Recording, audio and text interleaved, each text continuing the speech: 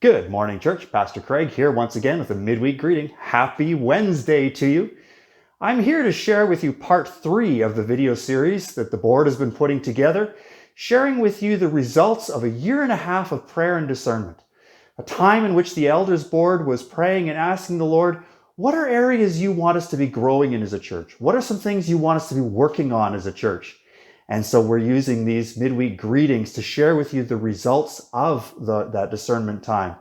We've already talked about a focus for ministry, that being family-focused ministry, focusing on the church as a family, all generations, not just highlighting a particular generation, but rather seeing the church as all generations and providing opportunities for everyone to grow together, to worship together, to serve together, to fellowship together, to practice stewardship together, to take part in ministry and outreach, missions and outreach together, and to pray together.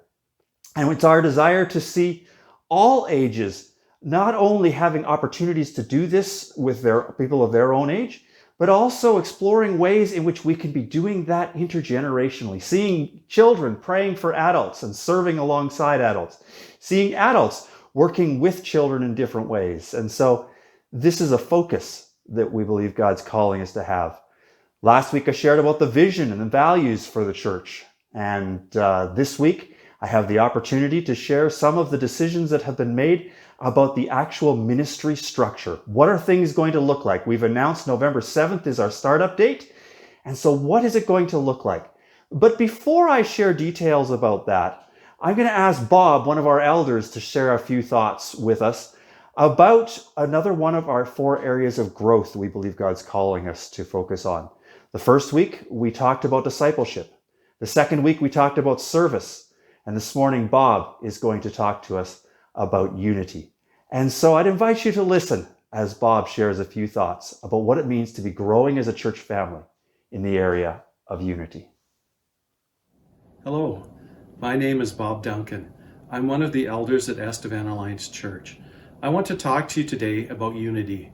The Merriam-Webster Dictionary defines unity as a state of being in full agreement or harmony.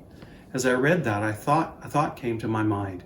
When Trish and I first started to travel on our motorbikes, we were amazed that most of the time when you met another bike or group of bikes, we would get a wave or acknowledgement of some kind.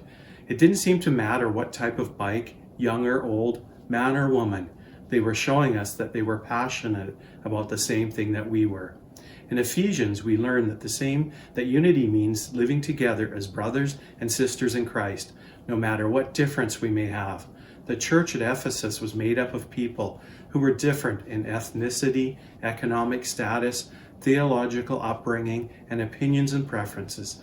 They were not united in any of these things, yet Paul urged them to live a life worthy of the calling they received. Be completely humble and gentle. Be patient, bearing with one another in love. Make every effort to keep the unity of the Spirit through the bond of peace. Ephesians 4, verse 2 and 3. The unity Paul is urging the church to have is not based on sameness in all areas, but sameness in one key area. There is one body and one Spirit, just as you were called to one hope when you were called, one Lord, one faith, one baptism, one God and Father of all, who is over all and through all and in all. Ephesians 4, verses 4 to 6. Being united as a church is what gives us the desire to love and serve others. It also gives us a common focus as we follow leadership. As a board, we believe that God is calling us to grow in understanding and in the reality of what it means to be united. Not just gathering in the same place for a worship service or saying we are part of the same church, but truly loving one another as members of the same body and doing everything with a common focus, united by the fact we are brothers and sisters in Christ. In Romans 14, the Apostle Paul is forging peace between divided Christians. Romans 14:10 says, "But you, why do you judge your brother? Or again, why do you treat your brother with contempt? For we will all stand before the judgment seat of Christ." And in Romans 14:19, "So then, we pursue the things that make for peace and the building up of one another." Going back to my illustration earlier about bikers greeting each other, shouldn't we, who have Christ living in our hearts, Also greet others with the love that Christ first gave us. Thanks, Bob, for sharing those thoughts with us. It's my opportunity now to share with you some of the new things that are going to be happening, some of the exciting decisions that have been made about ministry structure and how we're going to be starting things. We've identified as November 7th as being our official kickoff to the 2021-2022 ministry season. And it's been our desire all along that as we have discerned the Lord's will in terms of vision and focus and areas of growth, that those decisions would lay the foundation on which all areas of ministry would be built in our church. And so this morning, I'm excited to be able to share with you some of the decisions that have been made of what is ministry going to look like for the various age groups. There's some new stuff. I'm actually standing in the nursery here at church, and you can see over my shoulder, that's a TV with a video feed from the sanctuary. Now there's something new we're going to have. No longer will those in the nursery have a crackly speaker that works sometimes and doesn't work sometimes. They'll actually be able to engage in worship by seeing and hearing the service clearly. And so that's something new, but that's kind of small compared to a lot of the other decisions that we've been made. We've made some big picture decisions about ministries. The first decision we made is we recognize that change needs to happen. You know, a lot of the ministries that we have been running at church have been running since a time period when we were a church with over 200 people attending on a Sunday morning. But unfortunately, we are no longer a church that is that size. Pre-COVID, we were down to 125 was our average Sunday morning attendance. Since opening up with the restrictions gone, other than the mask restriction, we've been averaging about 75 people. What exactly will our attendance be once we're done with COVID and people are comfortable coming back? We're not sure, but we definitely are not a church of 200 anymore. And so we've recognized that we need to be realistic about the amount of programming that we run. And in order to do that, we've had to make some decisions. For the 2021 ministry season, priority will be given to those ministries which are specifically working towards the growth in one or more of the growth areas identified by the board. We've also decided that all ministries at EAC will be run in a sustainable manner. And a sustainable manner means that expectations of family members' involvement will be realistic. Expectations on leadership will continually be monitored with regular evaluation and adjustments being made as necessary. Financial commitments will be within our means, and facility usage will be managed well. We've also affirmed a decision that was made a long time ago at the church that all ministries will be run in accordance with Plan to Protect guidelines. And so those are kind of the big picture decisions that we've made. We've made a decision about a specific curriculum. It's our desire to see the entire church family focusing on the same thing in their times of discipleship, whether that be in the Sunday morning service and the sermon, or whether that be in discipleship groups targeting all different ages. And I'm pleased to introduce to you the curriculum that we've chosen to use. This is a book that's called The Story. The Story is a book which is actually a chronological walk through the Bible. It takes a look at this from beginning of Genesis through to the end of Revelation, the story of God's redeeming work in the world. It also takes a look at the work that God is desiring to do in and through the lives of individuals. The content of this book, the majority of this book, is direct quotations from the NIV. We recognize this is not the entire Bible. In order to get 31 chapters to walk through the whole Bible, there's some things that have had to be left out, but the content that is in here, the majority of it is direct quotation from Scripture. And so this is the core that we will be using. But the nice thing about this book is it's not just this book that's written for adults. We got another version that's written for teens. We've got another version that's written for older children. We've got another version that's written for younger children. And for the really young children, we've even got a picture Bible that tells of the stories that we're covering each week. And so these books have been purchased as part of out of our general operating fund as our ministry expenses for discipleship ministries, and are being made available to the entire church. They'll be available starting this Sunday. And so we would invite everyone to pick up a copy, one copy per person within your family, and take whichever of the age groups applies to you or to your children. And our hope is that everyone will be reading along as we will be going through the story in the Sunday morning sermon. And then with all of our discipleship teaching, they'll be using further follow-up teaching materials. And that's the neat thing about the story.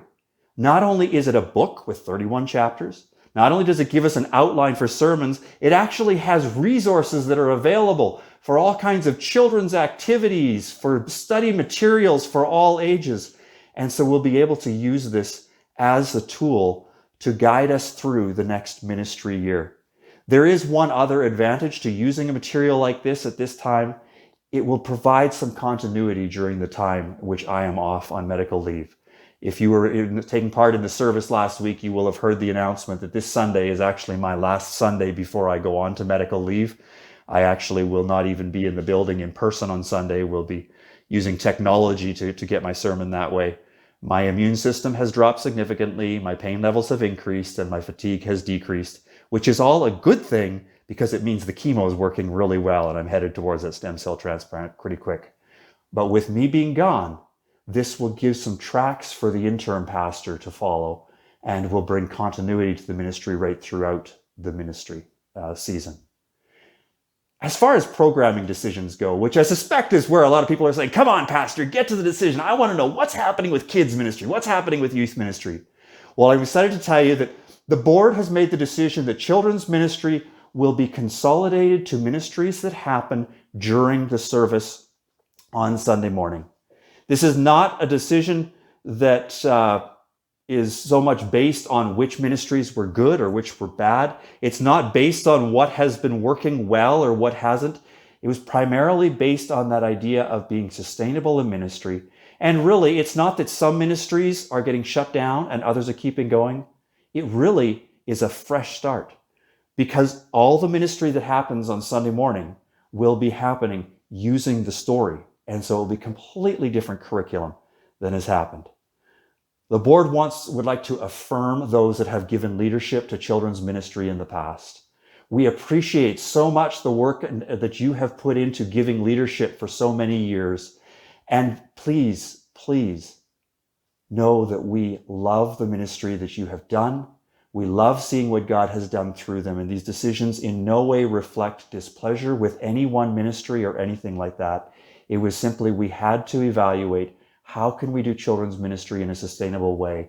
And so really, this is a restart, or rather a startup of something new.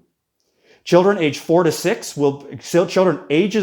grade 6 will be dismissed partway through the service for a time of worship and discipleship, which will use the story. The nursery, the room that I happen to be in, will be available for parents to use at any time during the service. However, it will not be staffed at this time. We have added the TV, so hopefully that will help with parents being able to continue to engage in the worship service as they're in here with their children. And for more information about children's ministry, I'd invite you to contact Bob Duncan, one of our elders, who is the liaison with children's ministry, or you can contact the church office to get more details. Youth ministry, which is grades 7 to 12, will function very similar to what it did pre-COVID. The youth group is currently on hiatus, though, as we are still working through logistics of getting leadership in place. As soon as we have leadership in place, we will be announcing a start date for the youth group and the exact schedule. We are very close to being there. Appreciate your prayers for us in this area. If you'd like more information about youth ministry, you can contact Philomosa, who is the elder, who's the liaison with youth ministry. Stacy Manti is the leader of the youth group, or you can contact the church office for more information. And finally, adult ministries. Adult ministries will continue to be midweek Bible studies as the primary opportunity for discipleship.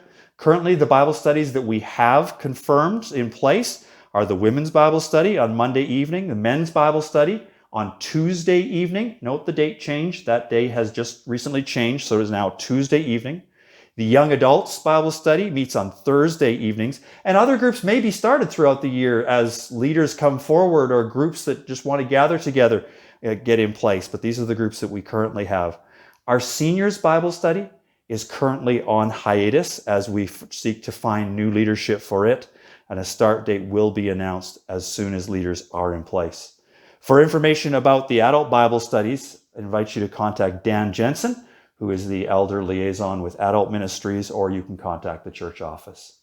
So now you get a glimpse of what will be starting up on November 7th. We will be starting with November 7th will be the kickoff sermon for the story. That'll be the first sermon on it as well. The children's ministries will be starting up on the 7th, and they will be beginning with chapter 1 of the story and looking at those materials. And I would encourage you as a family to take a copy of the story of whatever age group it applies for those in your family and read it through with us. Over the next ministries, through the next ministry season, it will take us until the end of June to finish up this book. But we'll be reading it through together. And we all will be looking at the same materials, just from a little different way in our Bible study than perhaps what we hear in the sermon, a little different way than what we read. And I would encourage us to view this as an opportunity for us to be growing as a church family as we focus on discipleship for all ages. I've spoken to other pastors that have used the story, and one of the things that comes through is how it has united the church by having everyone study the same thing. That is one of our growth goals that Bob talked about today, and so we hope to see that. But ultimately, our desire is to see God building his church, and these are the steps that we believe he's calling us to take at this time. So I look forward to hearing what happens with fall startup. Unfortunately, I won't be around. I'll be getting ready for a stem cell transplant, but I know that God has great things in store for the church family as we go into this season. So this announcement's a little bit longer because there was a lot of information to get through. E-Bulletin will have more details about the programming stuff and what has happened, or you can always contact the church office if you have questions. So church, have a great week. I look forward to worshiping with you on Sunday. And let's be the church that God has called us to be.